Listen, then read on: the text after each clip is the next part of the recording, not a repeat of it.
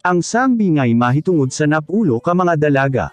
Mateo Kapitulo 25, 1-13. Iyan ang adlaw maisama ang paghari sa Diyos sa napulo ka mga dalaga nga nagadala sa ilang mga suga aron mo sugat sa pamanhonon. Ang 5 kanila danghag ug ang laing 5 maalamon.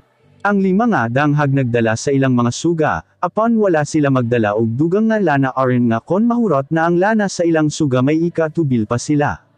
Ang mga dalaga nga maalamon nagdala asab sa ilang mga suga ug nagdala pa gayud og dugang nga lana. Ug tungod kay nadugay ang pamanhonon nagduka og nakatulog silang tanan. Sa tungang gabi na may misinggit, aniya na ang pamanhonon.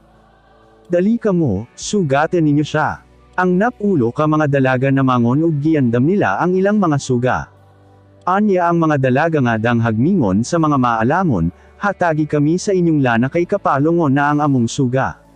Apan mitubag ang mga maalamon, dili mahimo, kay kon hatagan namo kamo managsama na kita nga kulangon sa lana. Adto na lang kamo sa mga tindahan ug palit og alang kaninyo. Sa paggikan nila aron mo palit og lana mao asab ang pag-abot sa pamanhonon.